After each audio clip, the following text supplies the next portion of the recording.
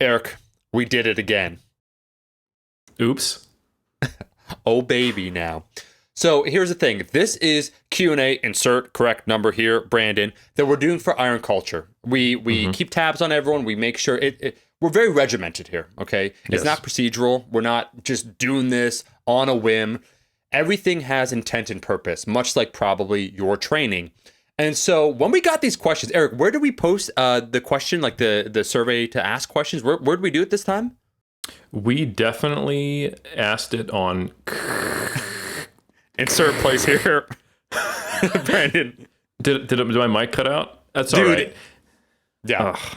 That Internet. local audio too. It is wild. Like considering that the earth is flat, I don't even know how these waves are bouncing all over. But we got these fantastic questions. I would argue, Eric, these are some of our best questions today. And we thought, we want to connect with the cult. We want to make sure we're addressing your questions. So this is going to be a tight, contained episode that's very relevant in terms of previous discussions we've had, even if you're new, because we're getting new listeners all the time. And I do have to shout out every single member of the cult.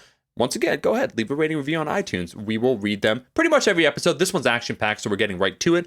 But this is building off a lot of other episodes. But the great part about what we do, Eric, and how you explain things, even if this is like your first episode, you can hop right in because we're talking frequency, we're talking RP, we're talking intent, we're talking exertion, we're talking effort, a lot of different things that are relevant to every single lifter. Absolutely. Yeah, I'm excited about the questions we have because they are essentially saying, I don't buy it. These questions are attacking at the core of the assumptions that we've made in Iron Culture. They are asking, they're basically people who have the red pill or blue pill in front of them, and they're going, you know what? I just don't buy it. I think Omar and Eric are full of the poo. And we're going to say, hold on, let me show you that there's more than just poo inside of me. Yeah. So you'll just wait. Okay. Yeah. These are good questions. Yeah, to phrase it another way, Eric, this shit don't stink. And as we know, the best color of all this, like, oh, you're going to take the red pill? I'm red pill, bro. You got to combine the two. And what color do you get with red and blue? Purple rain, baby.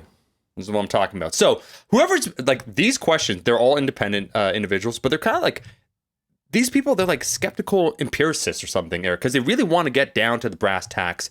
And something that maybe let's kick it off with the first question right now that someone asked, frequency. So there's kind of been a much needed review of frequency overall. The person said, I heard that you mentioned frequency isn't as important for strength or hypertrophy as what we previously thought. So is there any reason to do a full body split anymore? As an example, Chaboy, Eric Helms does one. So Eric, are you just behind the times? Is this a sign of the times, to quote Prince? What's going on? I'm just stubborn, and I will never move past 2018.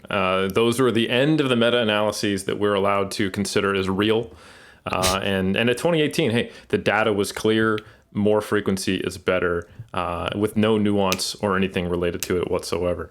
No, but in all seriousness, yes, I like how this person started with pointing out the errors that we've made. And we're not going to turn away from that. You know what? Because we are also, like these question askers, rational skeptics based on empirical data. And we're not afraid of updating our beliefs, not at all. And while that might conflict with the ethos of Iron Culture of never being wrong, just forget that we ever were wrong and just assume that our current position is the status of reality as it always has been. Don't think about that too much because that might just confuse you. So, what is the deal with frequency? First, let's just talk about the data real quick, just so everyone is on board with where we're at.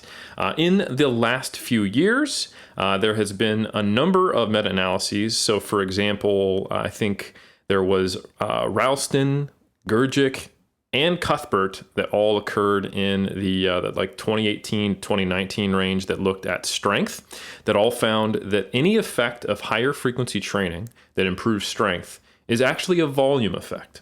So when you look at higher frequency versus lower frequencies, yes, there is a significant effect showing that higher frequency training improves strength. However, when you control for the total number of weekly sets, the effect goes away or greatly diminishes. And then also, I believe Schoenfeld recently published a similar updated review in 2019, finding much the same. So in looking at hypertrophy. So we've got data for both hypertrophy and strength that indicates, hey, higher frequency probably just is masking the effect of higher volumes. Because honestly, like if we were to go back to, let's say, 2008, 9, 10, 11, 12, when you say high frequency training, you were thought to be also saying higher volume. And most of the higher frequency protocols resulted in higher volume. And that's a normal thing to occur. So if that is the case, then why the heck would we need to train with full body? Like, why do I train full body? Is an easy way to do it for 5 days a week. I train 5 days a week. I train full body. Why? Well, actually, it is just to get higher volume. And this depends on what is your view on what is quote unquote high volume. There are some people who would, get 10, 12 sets and see that as high volume, especially if they're on like the higher proximity to, or I should say lower proximity to failure range, like they're training at a quote unquote high intensity. There are other people who might come from, let's say, like a more of a strength powerlifting background where you're doing multiple sets at a lower, or I should say, at further from failure, but higher loads, and they accumulate a lot of sets. So I think if we kind of look at this as like historically, like, all right, if you take the average bro split that someone who's following like a magazine workout or kind of the IFBB pros, they're actually not getting that much volume per muscle group from direct work. If you think about it, like, let's say you've got, a 5-day body part split. Like on your arm day, rarely are people doing more than 3 bicep exercises and 3 tricep exercises for 3 to 4 sets apiece. So we're talking about 9 to 12 sets of direct work for biceps and triceps for the whole week, right?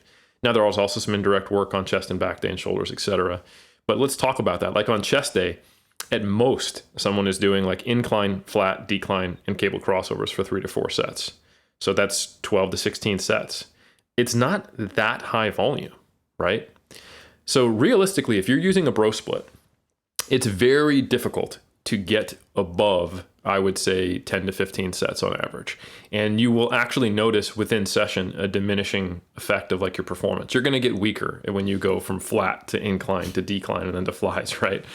And there is some not peer-reviewed published work, but if you look at James Krieger, shout out to the homie, who's done some work on roughly what is the most volume you can get the full benefit from in a single session.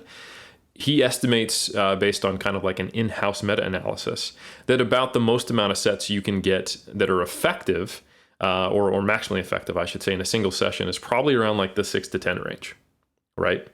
So this is probably why there's not a huge effect of frequency when we observe it in the literature, is the volumes are never that high.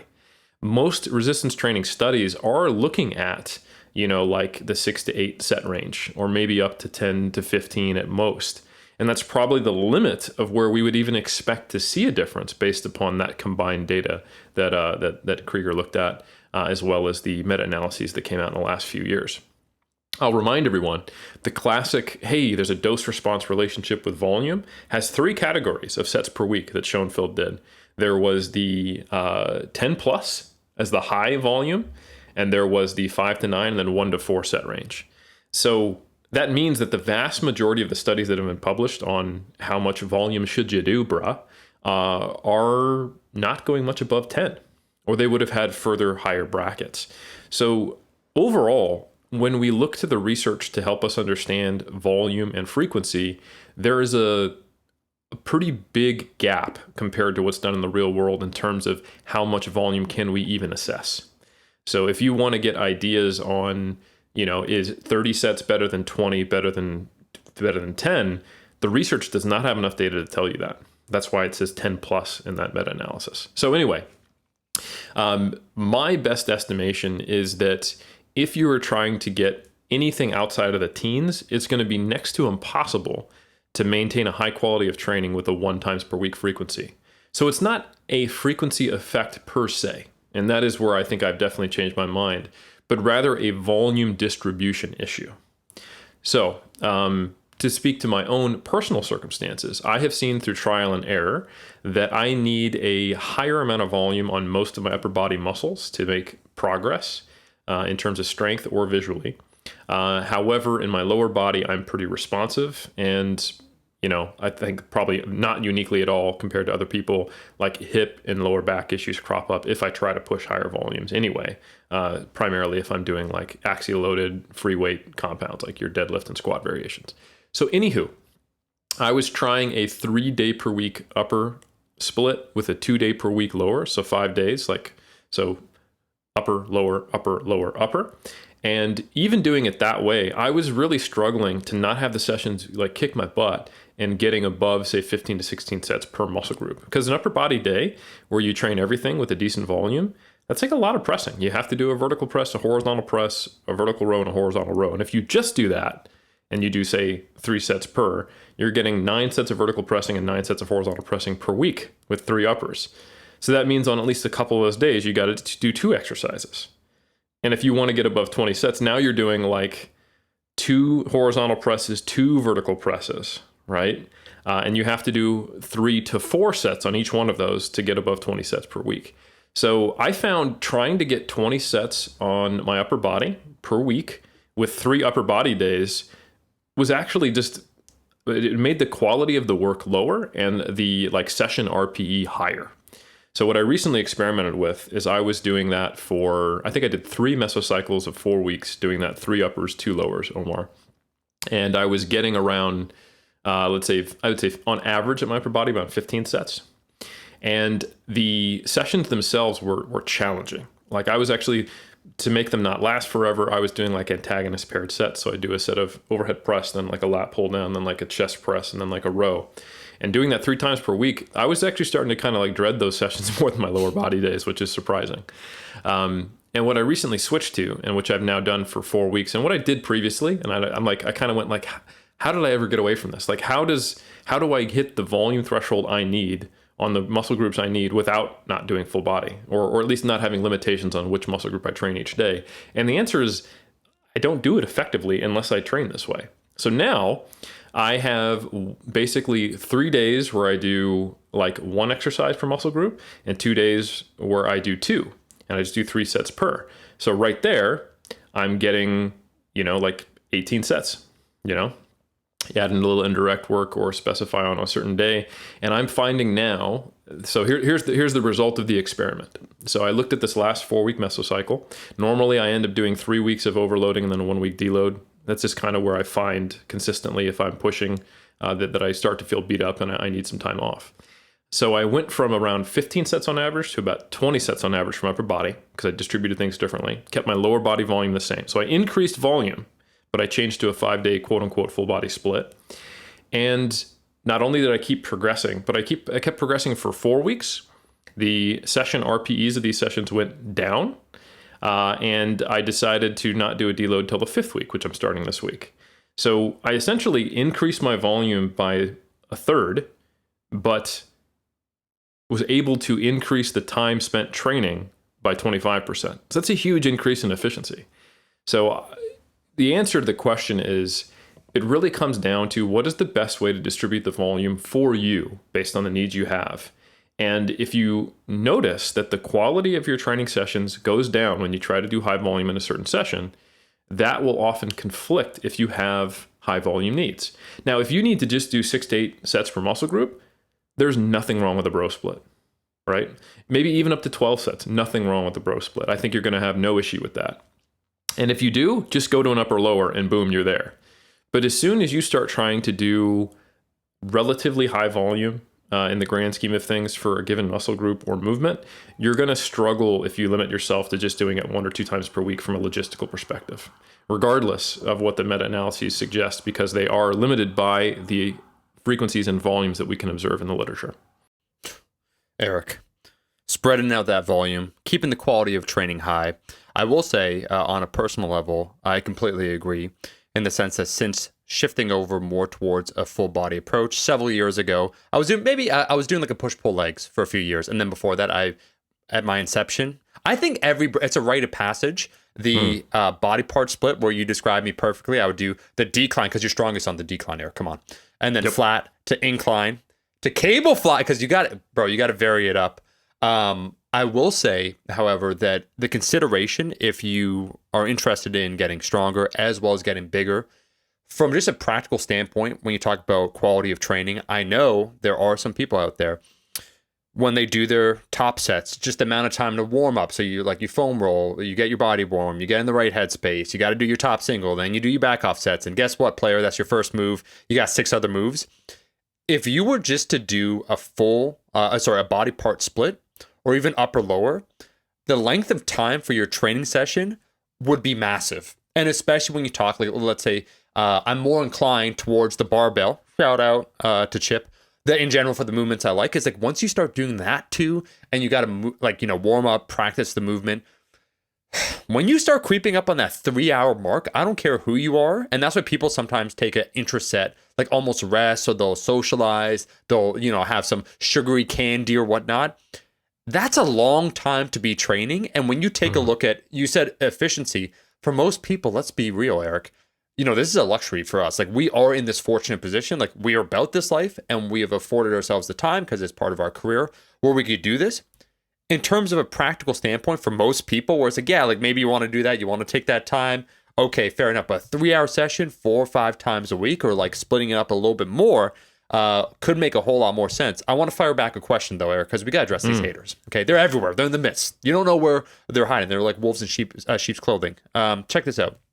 So we're following along, we're digging it, but someone's saying, Dr. Helms, you're spreading out this volume, and you said, I'm doing on certain days, I do one exercise for a certain body part. So let's say I hit up hamstrings, but I only do 3 sets. But isn't that not sufficient stimulus in order to perturb that muscle to change? Like, wait a second here. There is a requisite amount of volume in an individual session one must do that necessitates a growth or strength that, you doing 3 sets, like that sounds good, but like that, it doesn't equate to junk volume, but it's basically not doing a hell of a lot. Can you talk about the bottom end? Because we kind of spoke about frequency, spreading out volume, the utility therein, and then also talking about quality. I think that's all intuitive for everyone to understand. I have heard some people on the spectrum of, let's say, like a higher volume, more body part split oriented approach, like less full body, that there's this minimum that one must achieve. What would you respond in that context? Yeah, I would just love to know what they're basing that on. Like, just conjecture, like just personal experience. I think that is what it's based on, is feeling like they haven't done enough, which fair enough. Like, I get it. Like, you can do 3 sets and you'll be like, like my pec isn't sore the next day. I didn't see a big drop in performance. Like, I'm not tired. I don't hate myself. It didn't feel hard, essentially. Yeah, exactly. However, when we look at the data, like let's go back to that Schoenfeld meta-analysis where you compare the 1 to 4, we compare the 5 to 9 and the 10 plus sets. By far, the largest effect is from the first initial sets, right? The 1 to 4 set range produced like 2/3 of the maximal hypertrophy observed in the research. And then to get to that, 100% of what's observed in the research, you have to sometimes do 10 times the number of sets. And there's a lot of research on single set programs that show robust hypertrophy, not always significantly different from multiple sets, but on average, multiple sets are better. Like, I'm not going to become, Captain Hit all of a sudden. But the reality is that it is the initial sets when you're fresh and able. Now, here's the big caveat though, Omar, is that you're putting forth high effort.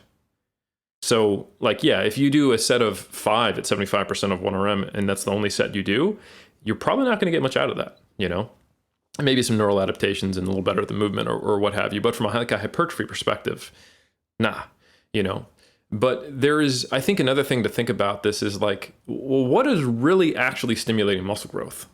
Producing tension, creating mechanotransduction that results in a biochemical cascade that signals things to actually change in hypertrophy over time. It is not disturbing quote unquote homeostasis in kind of a amorphous way, if you can't specifically speak to what needs to occur to make an adaptation happen, then you're going to be talking in these kind of vague generalities, which is basically what you're describing, Omar. Like, it wasn't hard enough, and they can, you got to have at least a certain amount of effort or whatever they want to quantify in a given session. And my response is always like, hold on. So on a day-to-day basis, we're maintaining a certain level of muscle mass, not lifting weights, just walking around the planet Earth. Why? Because we're resisting gravity. What happens when you take an astronaut and they leave Earth? They immediately start to lose muscle mass and bone mass and all kinds of stuff. We don't have to think about that. That just occurs. So it is really, like logically, you would think that it has to be like the collective quote unquote impulse, force over time of the tension we put on our muscles. And there probably is of course, some threshold, but that's where effort comes in. And as we've talked about in our proximity to failure episode, that threshold's probably a little lower than most people think it is. But I will point out that 90% of the time I'm training between like a 7 to 10 RPE on my sets. And that's another thing I like about a high frequency, low volume approach is that you don't have to limit like if you do a really high volume approach, there is always going to be an inverse relationship between volume and intensity. You can't do, 30 sets to failure and expect anything except a negative outcome, right? Or you realize that you're not actually going to failure. But when you're doing, 3 sets, yeah, you can take them to the house and there'll be few consequences unless that's also like, a long muscle length that you're training at where the tension curve is the highest with an exaggerated eccentric or something like that. So yeah, I just don't give a whole lot of credence. I don't think there really is a minimum, It is more about the total work you do and whether it is at a sufficient effort level. And that's over time. And everything is kind of cumulative. But I do think there's a maximum, right, where you start to produce a larger recovery sinkhole than there is a stimulus. So you get eventually diminishing returns, and then after that, you're actually making the session less effective, arguably. And that's again going back to that Krieger in-house stuff. Eric, I think you answered that perfectly. I have heard that platitude before, largely I would say kind of from the more bodybuilding oriented side, where I think part of it is tradition, where you hear and you see what the greats do. So they do a higher volume approach and that rite of passage almost where it's like, not that you must suffer through this, but like 3 volume, it sounds puny, right? It seems positively tiny, just the amount that you're doing. That's not enough work. It's like, why would you even do that? You're throwing it away. But sometimes re-examining some of the assumptions, I think, layered assumptions can be very valuable. I would say, and this is my last question, related then to hop on top of all this, to frequency. For me, being more inclined towards a barbell, my joints thank me when I spread things out more because I will have that barbell bias in terms of my exercise selection. So if I had to do 6 of these movements at once, let's say it's like a lower body day, and guess what player you're squatting, you're deadlifting, now you're going back here and you're doing this other variation, I could see how at some theoretical point, the quality of the training would go down.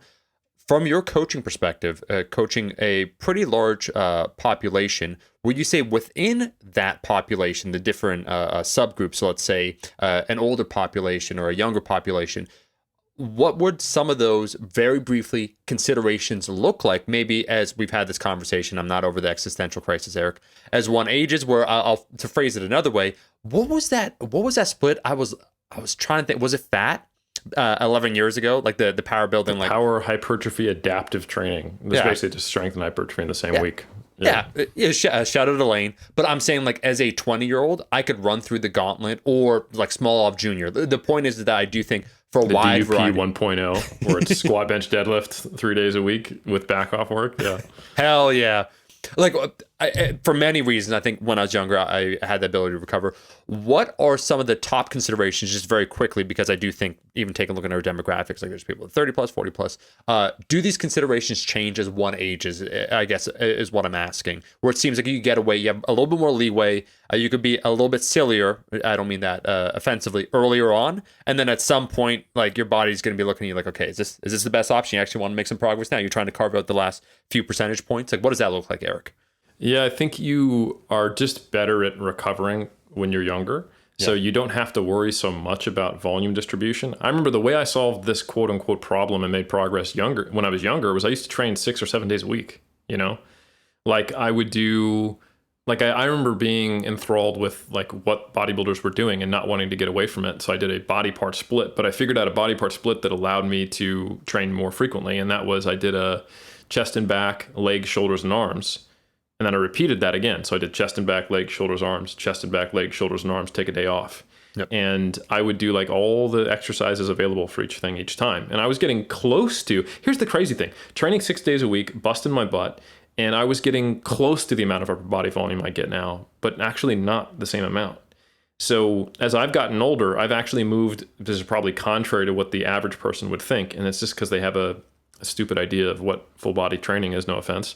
Is like, oh, higher frequency programs become less effective the older you get, because you need more time to recover between sessions. But recovery is not just about when do you do the same exercise. It's about the proximity to failure and the amount of volume you do. Like if I told you to go in and deadlift 135 every day for a triple and nothing else, you wouldn't even care. That's nothing. Like that's loading plates, you know. But that would be deadlifting 5 to 7 days a week, depending on your training split, right? Or 3 to 6 days a week or whatever.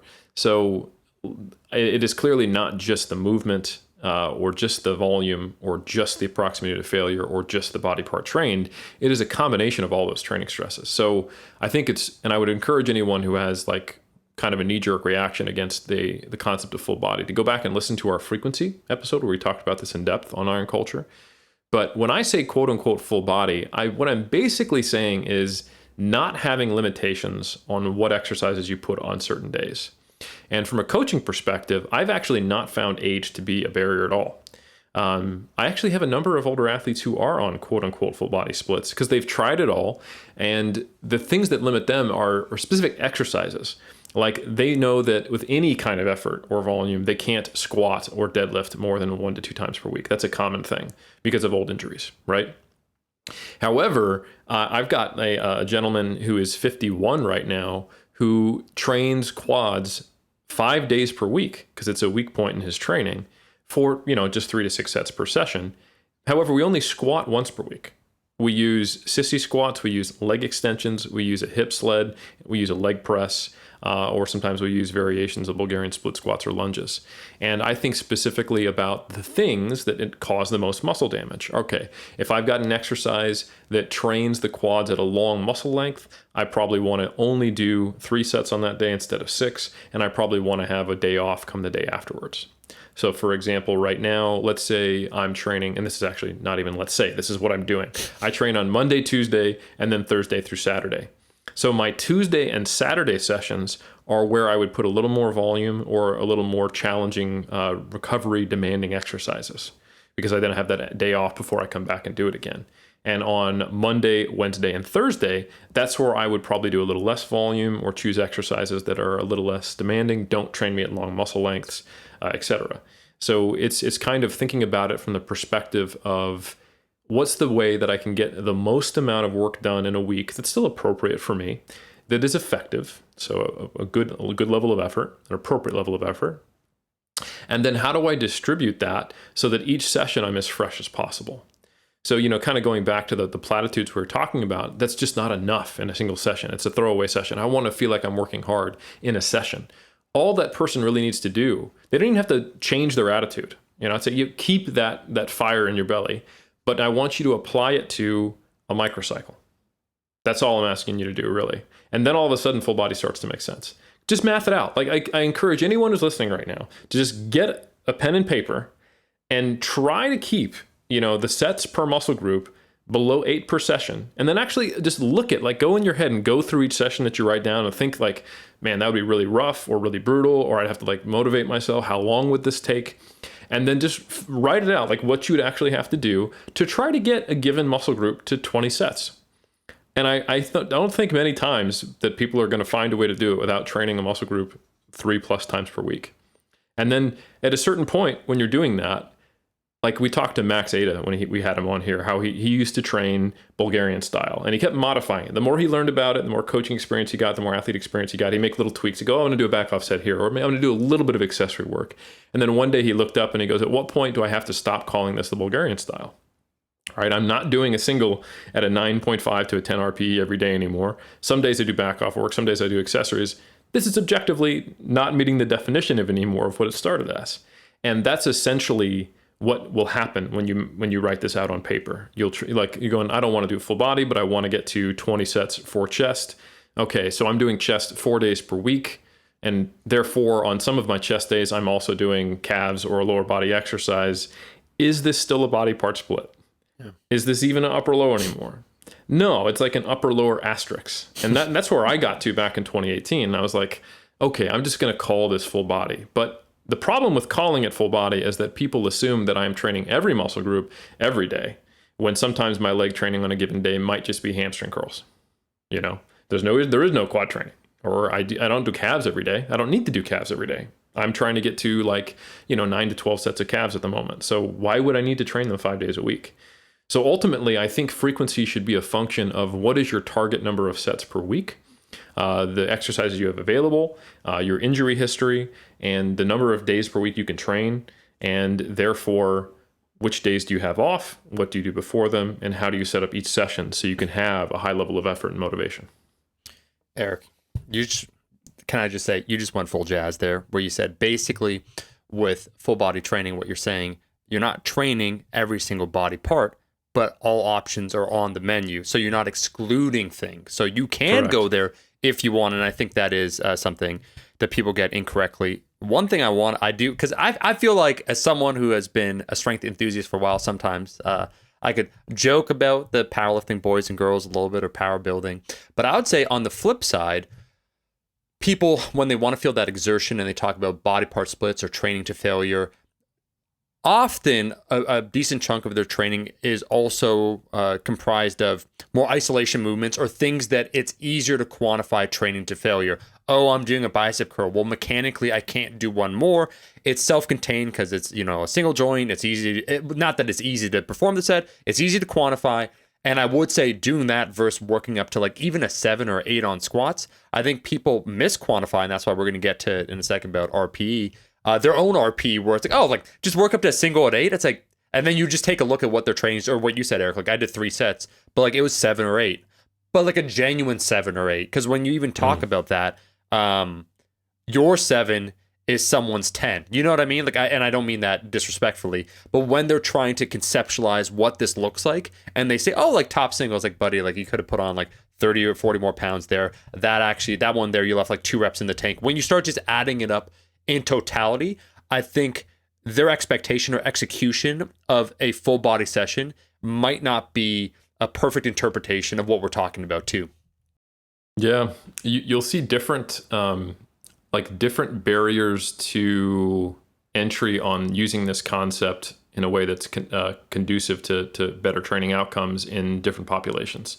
So in the bodybuilding world, you typically don't have an issue with people going to failure because they are doing far less free weight compound exercises as a total relative proportion. They still might and regularly, squat, barbell row, and press with free weights, at least once per week. But there's also a ton of cable work, a ton of hammer strength stuff, and I think that's a great idea. Like if your goal is hypertrophy, and this is where some of the more power builder or strength focused or kind of power lifters who are in a hypertrophy block really get it wrong, is they feel like, does it count if I'm training chest but I don't do bench or close grip bench? Or like they become such a barbell purist that they make a full body approach a bad idea because they are hammering the same, joints, and they're like, it's mentally challenging to do a set of 5 at 8 RPE on squats. And I would say I would actually rather do a set of 8 to a 10 RPE on leg press, or a set of 15 to a 10 RPE on leg extensions than I would a set of 5 to an 8 RPE on squats.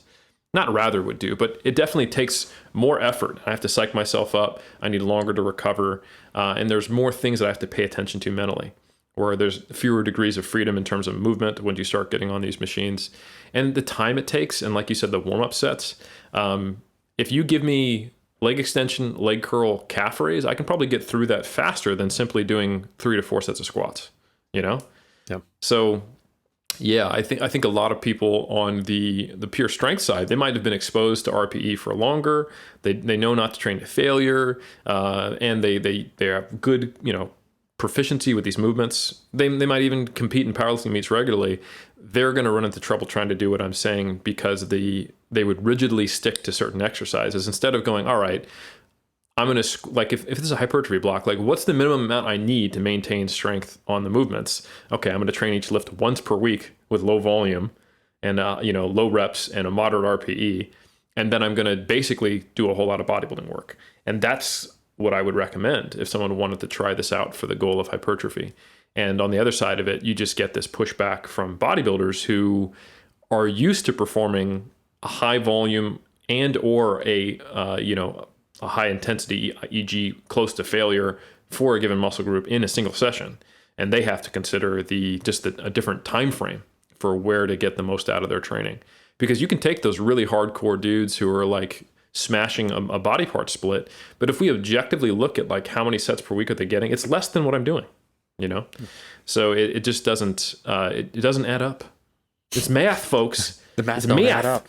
Yeah. Hey, Eric, I was one of those guilty boys, being more of a strength purist with the barbell. And that's why deviating from that opened up a whole world of possibilities in terms of training. I was like, oh, we're doing the squat. And that's, I wasn't even trying to dog anyone when I said 3-hour sessions. I've been there. And it's not Absolutely. like, oh, you know what I mean, Eric? It's not like, oh, you're mentally weak. It's like, no, the requisite amount of focus that's necessary to take this movement that I'm pretty proficient at to the RPE that I'm talking about in comparison to other weeks requires a certain amount of time. And then you start getting into that time suck, right?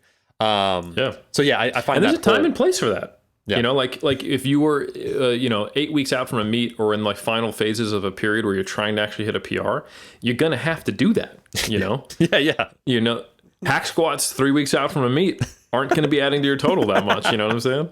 So I was doing that for the last, 6 to 12 weeks before every one of my meets. I would have multiple 2-hour sessions per week. No way around it, you know? Yeah. Yeah. So, I have to give Eric a shout out, and then we'll go beyond this. I have to give a big shout out actually to Jorgen Jorgenheimer for this question. This is basically turned, we're almost 40 minutes into this. It's turned into the frequency. It's a good question, Yorgi. He crushed it. But shout out to Pana, I was going to say, the French competitor, I think it's 66 kilo, who is the world champion. Or just speaking to him on the phone as example, leading up to Worlds, where I had a conversation with him, Eric, because he works a full-time job. It would be the equivalent of almost midnight his time because he got in the gym at 8. And when he told me, like, basically call me at midnight his time, I was like, are you sure, dude? Like, I don't want, like, you to be up. He said, man, like, I train for, like, 3 hours plus. And he described what he did. And it's basically, it's like top single, some back off sets, squat, bench, maybe an accessory too. And it's 3 hours, right? And he said, and then afterwards he needs a few hours to unwind because he gets that hype. And so it's like when you take a look at the total time course for the training session, both getting to the gym, training, and then coming down, I respect it. And it's something that is necessary at that level. So yeah, not trying to dog anyone, man. Word. Yeah. So we have So thanks, Yorgi. Yeah. What's next? Oh, Yorgi. Yeah, Sven. Next question. So this one, Eric, here's the thing. We have in Northern Europe, because of our, socialist tendencies on this podcast, I think we're just big there. We're just big there. Like we say things like, our property is our property. If you come onto our property, there will be, if you come onto our pyramid, I think it's safe to say we demonstrated that with our Delaware lawyers. There will be consequences. So very inclusive kind of community building things. Mm-hmm. Yeah, absolutely. Yeah. So Sven asked this question, which we're going to try because we said to ourselves internally, we'll make it like a 60, 75-minute action-packed, episode. Like, this is Q&A episode number, insert Brandon, the number here. This person, this is interesting. He said, speaking about RPE, I've seen people state that RPE, rate of perceived exertion, is a poor metric because if you put a high level of effort into any RPE, it will make the RPE higher. So what's going on here? This person's saying that, RPE, rate of perceived exertion, isn't really a useful metric because if you take any set that your intent behind it, if you try and lift it as fast as possible, that automatically it's going to artificially inflate your rate of perceived exertion. So it's not a useful metric. What would you respond? No, I think there is an element of truth to this, and I don't know what it is about, Scandinavians just taking shots today, but Sven, coming right at you, You think you're just watching that aurora borealis, and then bam, science answers. Yeah. So yeah, the element of truth here, and we can use an example to illustrate it, is if you were to do a set of 5 at 75% of 1 RM. Right? For most people, that's going to be like a 5 RPE/5 RIR. You can do 10 reps at 75% of your 1 RM. It's going to be an objectively easy set. Yeah. However, you could make it subjectively harder if you put maximum effort to accelerate the bar on the concentric for every single one of those repetitions, right? So while your RIR wouldn't change, your, say, Borg RPE, like the original RPE scale of just like a subjective difficulty level, would probably be a bit higher doing 5 with maximal intent to accelerate the bar at 75% than it would be if you just lifted 5 at 75% of 1 RM at a volitional speed. However, there is a limit to how far that can go. I think the error in this question is that the assumption is basically that effort and exertion are identical, rather than one having an influence on the other. And we could use an absurd example to really give truth to this. If you were to lift a pencil as hard and as fast as you could, it would never actually feel challenging. It could not produce exertion. You'd have to do it for hours, right? However, if you were to simply pick up a 10-pound weight and lift it once, it would feel harder than putting maximal exertion into that pencil. So there is a relationship with load. And we can describe this by looking at some of the studies on session RPE. So session RPE is where you give a 1 to 10 rating at the end of a session to give a global idea of how difficult the session was. And when you look at the session RPE, when you compare power programs to strength or hypertrophy, you typically see power programs where you're using a moderate load, but a high proximity to failure. So you're far from failure. You're just intending to lift it quickly, have much lower session RPEs than strength or hypertrophy. So the things that seem to affect the session RPE are load, of course, volume, proximity to failure, and training density. How much rest do you do between sets? This is not to say that the intent to accelerate the bar maximally doesn't influence it, but it is not the only thing. Nor does it. I also would not think it explains the majority of the variation in it. So yeah, if you take two equal comparisons where you could have a higher effort on a per rep basis, putting a higher effort on a per rep basis will increase the exertion. But if we take, let's take three examples here. A triple at 75% of 1RM, so that's like a 3 RPE, right? 7 RIR. A triple at 75% of 1RM, where you're trying to accelerate as fast as possible. Shout out Louis Simmons. Think of your DE day, right, for raw lifters. And then a triple at 90% of 1RM, which would probably be a 9, 9.5, or 10 RPE for most people. In all cases, no matter what you do, how much effort you put in that bar, the triple at 90% is going to have the highest RPE out of those, because you can't do a single at 90% without putting near maximal effort into the bar. In the second rep, it gets harder. In the third rep, it gets harder, and you actually have to put all of your effort into it. There is only so much you can give on submaximal loads when you're that far from failure. So now, as I mentioned, there is an influence of effort, and it's also an important note that there is some data to suggest that when you're lifting with a maximal intent to accelerate the bar, you actually get better adaptations out of it. So shout out to Mr. Ivan Jukic, PhD candidate, who we had on the podcast, who is studying monitoring prescription for his PhD. I had the pleasure and privilege of working on multiple meta-analyses with this gentleman, looking at cluster sets compared to traditional sets, and one forthcoming one looking at velocity loss thresholds. And we've talked about both of these on that last episode with him, along with Landon Hickmott.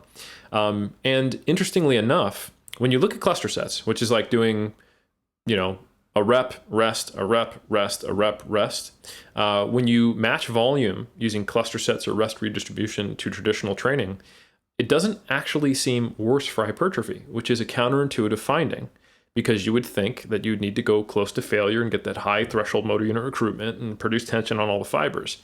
However, when you're putting force maximal intent on every single repetition, which is done on cluster sets, which is done in all velocity-based training, that starts to take care of it on the front end, essentially. You don't have to go until you no longer can produce force. You're trying to produce maximal force the whole time. And that is a hard thing to do. So if you wanted to do, like power-based training to produce hypertrophy, I don't think it's the best way to do it. But so long as you have at least moderate loads and you are always putting forth maximal effort to accelerate the bar, the velocity-based training literature would indicate that probably closes a lot of the gaps between, being far from failure or being closer to failure as far as the effects on hypertrophy. I don't think it closes all of them. To be, for the record, I do actually think you're going to have reasonably high levels of effort. But like, if you just think about it from a physics perspective, if you're moving 150 pounds, and your max is 200 pounds, you can move it slow and it's not hard. You can move it fast and it's not that hard. But if it is moving faster, that means you're producing more force. right? Mass times acceleration. You're doing more work over time, higher power outputs. That's occurring because you're putting more force into the bar, which means more fibers are contracting. So it's going to produce, probably better adaptations, and that is what the data would suggest. So ultimately, what's the best way to do this? Well, I've gotten a little bit away from often talking about like RIR-based RPE, and I normally just talk about raw RIR. I think that's a useful way to do it. Like you mentioned, in the question, we're talking about rating of perceived exertion. And, like in some ways, there's an extra step when you talk about an RIR-based RPE. We're saying, okay, so exertion is defined by proximity to failure, right? But why even have that subjective part? We can subjectively assess our repetitions in reserve, and then we don't even have to think about exertion. It's just how close to failure am I? And then we're not potentially conflating any of these terms. So effort and exertion have overlap, but they're not synonyms. And an easy way to get around this is just to talk about raw RIR, just how close to failure was I? Because you will probably have a different perception of effort and perception of exertion, training to the same RIR with different loads and different exercises. I wouldn't say that, doing sets of 15 on squats to an 8 RPE, to a 2 RIR feels easier than doing a set of bicep curls to failure. Yeah. Right?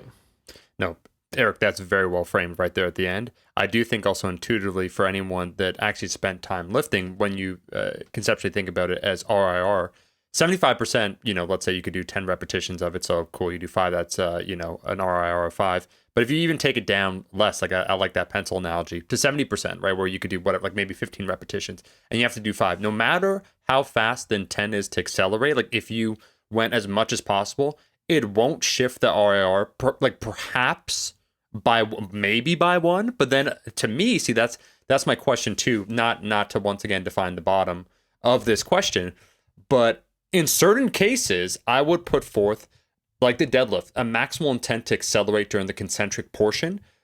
To me, would be easier. Actually, it would lower my, my relative effort that I would assume I would need to put in than if I picked it up and it's just kind of like a one-piece pickup, and I'm really focusing on things and I'm focusing more on technique. That I think it's not even true in all cases when we talk about the automatic intent to accelerate, therefore makes a set harder in whatever way we try and define it. So I think that's an interesting conversation. And then what you said too about movement to movement, where I'm with you 100%. That's why one of the truths we've stated is like, man, like squatting and taking a squat no matter what to relatively high RPE or to low RIR takes a lot of effort. It is physically, the exertion that one must go through, the mental exertion is very high, even if you do like a bicep curl all the way. So what are we really talking about? Effort, exertion. Here's a question for you.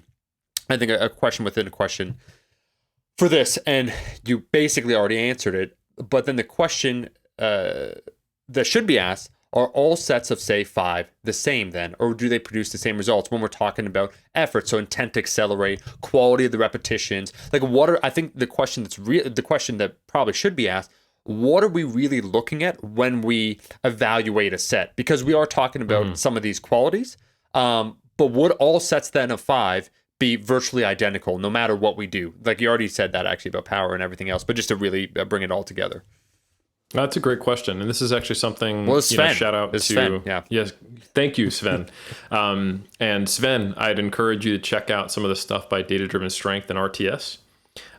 So they had a couple of podcasts where they chatted about the utility of low RPE sets, and so Data Driven Strength has promoted the idea, which I think is supported by the data on velocity-based training as well as cluster sets, of saying, hey, doing sets of 2 to 4 or 2 to 5 at a like 4 to 6 RPE, if you are using maximal intent to accelerate the bar, could be a better way to train in some cases than doing those same sets at, say, like a 7 to 9 RPE, which is what would be traditionally done.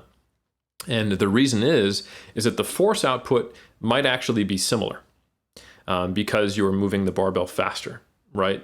So while the external load is different, the like internal tension produced or or I should say the internal forces produced, and internal probably isn't the best word in that stance, but I think people get what I'm saying.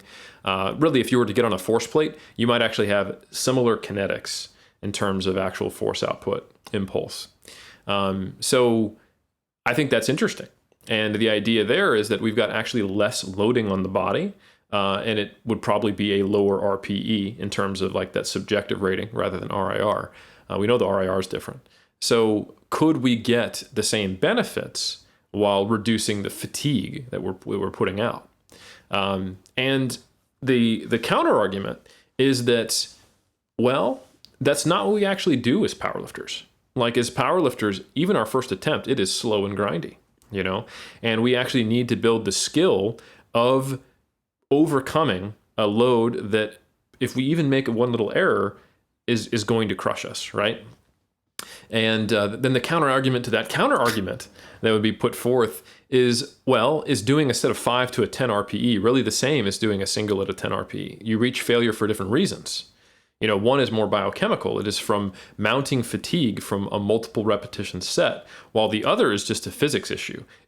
Can you produce enough force when you turn everything on to overcome the external load? And I could see an instance where either case would have application. If you want to get someone, you know, better at just having consistent form, higher power, higher force outputs consistently, and minimize fatigue, then it wouldn't be a bad idea to do multiple sets at a lower RPE. But if you want someone to get good at grinding, and if you want someone maybe to develop hypertrophy in addition to the strength they're gaining, then a higher RPE set with a higher load and a similar number of reps would be valuable. You just have to acknowledge that you're going to have a larger, you know, fatigue tail after that session. So I think there's value to both, Omar, you know, and I think both should be on the table. And oftentimes the answer of this versus that is this and that at different times in specific circumstances for different people. Yeah. Eric, so well said. We have 10, 15 minutes here. There are a lot of questions. I'm going to try and really narrow this down. I'm going to try and pick something that would take us approximately 10, 15 minutes. Wow. Yuri. Another question here. Yuri, our boy Yuri. Not from Northern Europe. Now we're going a little east. It could be the Baltic area because there's that intersection between Northern Europe Central and Europe. Yeah. It's hard to say. I don't want to make any assumptions, but Jorgen, Sven, Yuri, man, we are just blessed with these questions here. So we spoke before about frequency here. We've now discussed RP, rate of perceived exertion. Let's talk rating of perceived exertion. That's a pet peeve of mine. What's that? It's rating of perceived exertion. Rating of perceived exertion. Not rate, because that would be the pace at which exertion. That is true. That is true. You know what? It's okay. I mean, you asking my PhD students. Yeah. They didn't just get and track changes, E changed to ING. Sure. They get a comment. And it says, it explained exactly what I'm saying now. And they were like, I get it, Eric, it was just a typo. And I'm like, no, you don't get it. Eric, you say you're out of the PhD program. Like it's you're done. You're done. One. That's the comment. One novel error. You're just like, hey, what's Eva? Yeah, great. Hey, man, glad you flew wherever. Yeah, you're out of here. Go back to Croatia. Yeah, you're done. I know we're in quarantine or whatever, but you need you're done. Get out. You're done, kid. Yeah. No, so this is a valuable question because we've used this term before, qualitative versus quantitative. Where does qualitative research come into use for both training and nutrition? Yeah, so for those who aren't familiar, most of the time when we're talking about exercise science and nutritional science, we are discussing, if we're on the evidence-based kind of spectrum of discussion, we're discussing quantitative findings. Like our frequency discussion earlier, we were looking at numerical changes, so it's something that can be quantified, in hypertrophy or strength. So say 1 RM, force output on a force plate, torque on an isokinetic dynamometer for strength, or like muscle thickness in millimeters on ultrasound, or cross-sectional area in centimeters if we're looking at magnetic resonance imagery, or an estimation from skin fold thicknesses and circumference measurements. It's all numerical things. And the statistical analyses we do are based upon whether we think those changes in groups are likely greater than another group assuming that we account for what we think would be the likelihood of it occurring due to chance. So are they quote unquote real, or AKA significant changes? And then we can actually quantify that probability with a p-value, a probability value. I think there's only a 0.05 chance, a 5% chance that this occurred due to chance if we had a sufficient sample size. And the sample size calculation is also based upon figuring out quantitatively what do we need to determine if there are real quote unquote changes. So that whole branch of statistics and inquiry, the methodology underpinning it, is all based on a quantitative understanding of data, and it is trying to give those changes. Qualitative research is about the experience of people. And the most common form are in nutrition and exercise science are like interviews, whether they are spoken face-to-face, like if I said I asked you a bunch of questions and you answered them, or potentially in open-ended questions written on questionnaires. And in either case, what is often done is what's called like a thematic analysis, where there are specific methods, and this is not just like made up stuff. Like that's one bias that quantitative researchers often have towards qualitative methods, is because they're not dealing with numbers, it is too subjective, not repeatable, and we can't have any kind of reliability to the findings. When that's kind of it's an error within, like not stepping outside of your own methodology. They're not intended to be reliable or repeatable or objective. We are trying to understand the subjective experiences in a given context. So unless you were able to reproduce the exact same context, recruit the same people, ask the same questions with the same interviewers and the same interviewees, we wouldn't expect it to be the same. But that's okay, right? That's not the purpose. So this thematic analysis, what we might do is we would take the transcripts of that verbal interview or the written questionnaire, open-ended questions, and we look for themes that are similar enough to be grouped together between different respondents. And then under those themes, you can have sub-themes. And you can do some kind of semi-quantitative analyses of these qualitative themes, like out of the 10 people we interviewed, how many had this experience or how many shared this experience type of deal. And you can have mixed methods papers where you might have, Likert scale questionnaires, like a 1 through 5 answer, like I mostly agree, I sort of agree, I'm neutral, I somewhat disagree, or I strongly disagree. And you can quantify those responses about questions in addition to an open-ended thing, and you can get a very robust picture of how people think in a given population about a given topic. Now, how is that useful? If the problem, quote unquote, I don't think it's a problem, it's just not even the intent, of qualitative research is that you can't make conclusions about causation when you look at a qualitative study. Like, for example, if I interviewed a bunch of bodybuilding coaches about what they thought were the important qualities for champion bodybuilders, people would probably find that interesting. But I couldn't say, therefore, coaches need to promote these qualities, because we don't actually have data to show, hey, I've actually created a correlational score between placing higher in bodybuilding and some validated scale which quantifies these personality traits. That would be really challenging to do, right? And there are a lot of things that co-vary but aren't necessarily causational. Maybe you would never want to compete in bodybuilding without these traits, but they're not necessarily what led you to success, but they are an entry requirement, if you will. You have to have a certain level of competitiveness, but after that, it really just comes down to, who has broader clavicles, whatever. Like maybe, I don't know, that's total BS. It's something I made up. But the point is that qualitative research has a lot of value in so much as in nutrition and exercise science. Ultimately, we're always talking about behavior change, right? Especially when we're dealing more with the general population. But in sports as well, really, we're asking people to do hard things. And the barriers are not often knowing what is the most effective quantitative approach to improving an outcome quantitatively. It is rather understanding the experience of people about why they don't adopt it, why they don't stick with it consistently. So when we think about the challenges of the obesity epidemic or metabolic disease or lower physical activity levels in children, or trying to maintain high levels of motivation and prevent burnout in athletes, it's very difficult to know how to solve those problems using a purely quantitative approach. So the subjective element of quantitative research is that there must be a hypothesis, right? So the branch of statistics which is most commonly used in quantitative research is what's called NHT, null hypothesis testing. And that's what the p-value is making a statement about. It's the probability that we are rejecting the null hypothesis due to chance. Okay, that's that 0.05 comes from. And the null hypothesis is basically saying we don't think the intervention worked. And that's what you say that's our baseline assumption. So that's great, but how do we start? We form to have a null hypothesis, we have to have a hypothesis. So what do we form a hypothesis based on? Oh shit, it's not purely quantitative. Now we just have to kind of go with what do we think? So now we're taking human researchers who are saying, based on what's done in the field, based on my personal experience, based on a hunch, you don't really have to justify your hypotheses that well.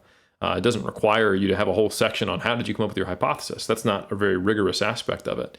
But you still have to set them. And most of the time, the hypothesis, especially in sports science, is based upon what do most athletes do? What do coaches think? What is currently considered best practice, regardless of whether that is an evidence-based perspective. And then we can investigate whether it actually is, or maybe why it is successful, or why not potentially, if we see a paradigm shift in a given area. So to inform quantitative research, a useful role of qualitative research is to get a more systematic idea of what are people doing, thinking, and feeling in a given population, in a given context. And it can be very useful hypothesis-generating work.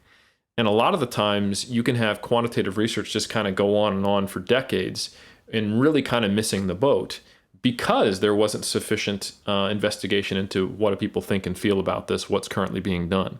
And I think that could be solved with more mixed methods approaches.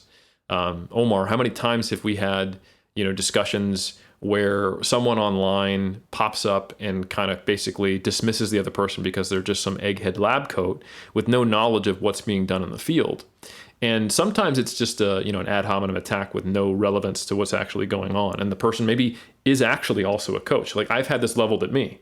The assumption that I am only this PubMed guy, not that I've competed in double-digit shows and competitions and coached hundreds of people, and that I was a bodybuilder powerlifter before I was a scientist. But many times I've actually seen the person who these criticisms have been levied at basically then respond back with, why would I follow you, like maybe nice, maybe not. Why would I follow you stupid bodybuilders in the trenches? You're not even aware of the research. Yeah. So they actually perpetuate this problem. And they think that, anecdotes are not on the hierarchy of evidence at all. That somehow, just because we quantify observations and now they're all of a sudden sacrosanct rather than the experiences of people having any value, they're dismissed as completely subjective, which is of course not the case. So I think many times there are scientists who do live in a bubble and there is a bit of an ivory tower, and that's fine when there's no true practical application or it's divorced from the experiences of people, like if we're talking about theoretical physics or math or something like that. When we're talking again about a fundamental field that's based upon behavior change and impacting society and athletes, you have to have your ear to the ground. And many times the coaches in some ways are ahead of the science, right? I mean, that's a trope. That's not always true. A lot of the times the directionality of the coaches or athletes is correct, but the magnitude is way off. Like you got to eat 2 grams per pound of protein. Well, no, and that's probably actually counterproductive at that level of protein consumption because it's forcing out other nutrients. But you are correct in that you need a higher protein diet than other people to get the maximum benefit. Like that's the type of thing I'm talking about. So ultimately, qualitative research can make quantitative research more effective. It should go hand in hand, and you don't want a field that is dealing with people dominated by just one and not the other, or you leave out a large part of the answer and the potential solutions and even understanding what the problems are in the first place. Eric, I love what you said there, where you said directionally they could be correct, but the magnitude could be way off. I think that golden nugget, if Dr. Benhouse is listening, that's it right there. Just when it comes to some of the coaches in the trenches, where it's like, yeah, you're heading in the right direction, and it is a feedback loop, because I would put forth, if you are a good coach, you're keeping, broadly abreast with things like mass, with some of the latest research, to also question some of your assumptions that then better inform your line of thinking, that then goes to, it's not a top-down approach, but it actually is all together connected with how then you train your athletes. Here's an outright question for you, Eric, because you said that qualitative research can help inform individuals to form a better hypothesis that they test against. Your experiential knowledge that you attained being a bodybuilder, being a coach for years and years, do you think it's made you a better practitioner when it comes to trying to come up with these hypotheses when it comes to testing, to the methodology that you carry out, or the questions even that you're asking? Do you think that your experience leading up to your time in academia has therefore been beneficial towards your time in academia? 100%. But I think it's also a double-edged sword. Like, I recognized when I started my master's that there was a big discrepancy, going back to protein, in what bodybuilders thought was effective and in what the research suggested was effective. And then I tried to get at, well, why do I think that discrepancy exists? And my hypothesis was maybe it's most effective in a deficit when people actually see the biggest changes. And there's a mechanistic rationale for why higher protein diets would be helpful during periods of potential muscle loss, right? And I wanted to find stronger results than I did, And I would say the data I found overall would suggest that there might be something to it and we still need more. But the double-edged sword I'm talking to is that hypotheses require biases, For you to have a hunch on something, you have to commit to saying, I think this is what's going to happen. And there's an element of emotional attachment to that to some degree, as much as you even believe in an ethos of where I don't want to have that. So I think it can be very helpful in that you know how to set hypotheses and you're more aware of what's going on in the different camps. But at the same time, you also have to acknowledge that can influence the way you view the data and interpret it and how favorably or unfavorably you look at borderline effects and things like that. But another, you said, I'm going to give you a direct question, and I like that you did. Another one that I have purposely done in some of my student study designs. For example, I've got a couple of students who are looking at what we think is best practice among nutrition coaches and what is effective for weight loss maintenance. And one of the designs we're using, because this is a relatively new area of research, there's not a lot of research on online non-RD nutrition coaches. It's not even a lot on RDs actually.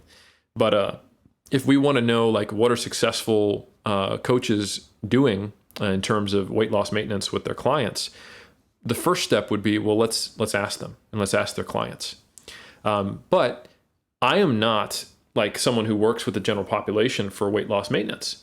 And I am not someone who has had a coach, and neither are my students, at least not to the degree that we're trying to get kind of a robust understanding. So we start with a draft of a survey that we want to send out to a database of coaches and clients. But the first thing we do is we ask, a handful of them, can you sit down for an interview with us? We're going to ask you some open-ended questions to get an idea of your experiences. Oh, and by the way, can you look at the draft of this survey? Are there things we're leaving out? What would you include on it? And if there are consistent patterns among a group of people who are from the population that we want to investigate, who are saying, hey, you're missing, you're not even asking this question because you don't know what you don't know if you're not from a certain group or a certain population. That's the way you fill that hole. So the research designs I've been using as of late is we start with a qualitative interview of a handful of people from a population, and they help us actually construct better surveys to then ask the quantitative questions. So they really should go hand in hand, in my opinion. Eric, what did we discover? What was this now? 70, 80 years ago when we had that episode, historical episode, where the muscle-bound hypothesis, where you had someone, a scientist, not being rigorous, carrying with him his own innate biases into the conversation, where he just thinks this for no reason at all, hasn't interacted, thoroughly with the actual population that he's trying to actually test out here, and it just shatters with one question, where his whole hypothesis, they can't even scratch their backs, what Connor Heffernan said. And then what was it, John Grimmick? He's just yeah, dude, here you go, boom. Yeah, bro, I can sit down into a deep squat with my arms in full flexion with 300 pounds over my head. What are you talking about? Yeah. Of course I can scratch my back, you know? When you're that divorced from reality because you haven't participated. So I could totally see what you're saying, man. And then also on the flip side too, where it becomes potentially dangerous for some individuals, I think by and large it's been cleaned up a little bit better. Those that choose to be science, quote unquote, science communicators, would be where you become too attached to your own research. And so that becomes, as you said, like the sword you're willing to die on. Luckily for me, I selected HMB. It's just something that, I mean, it is a perpetual, source, Eric, for newfound revelations. And I look forward to sharing with you in the next episode of Iron Culture, just some new things we're working on. I love it. That sounds like you got a pyramid scheme purely based around leucine, a leucine metabolite. Whew, I'm excited. Let me just say that this pyramid's going to be pretty jacked. Oh, I love it. You know, I'm all about jack pyramids, but I might have to sue you. So, Eric, my dude, I think so. We selected the questions, and this pains me because I'm seeing other questions like Svetlana has a question. We will get to these questions. Nezhina, we'll get to these questions in another episode. Keep sending them, folks. Look to that place where we ask these questions, where we asked you to ask questions on. Insert here, Brandon, appropriate social media platform. Anything that you want to say in closing?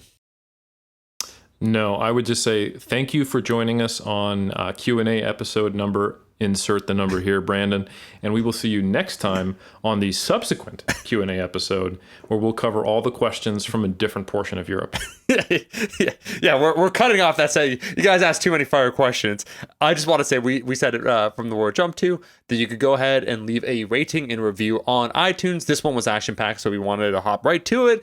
Again, we leave it up to your own subjective analysis, what you want to give, but there is that objective number that is just an undeniable universal truth, 5 stars. So go ahead, leave a rating review, and we'll catch you every single Monday. We'll catch you in that next episode.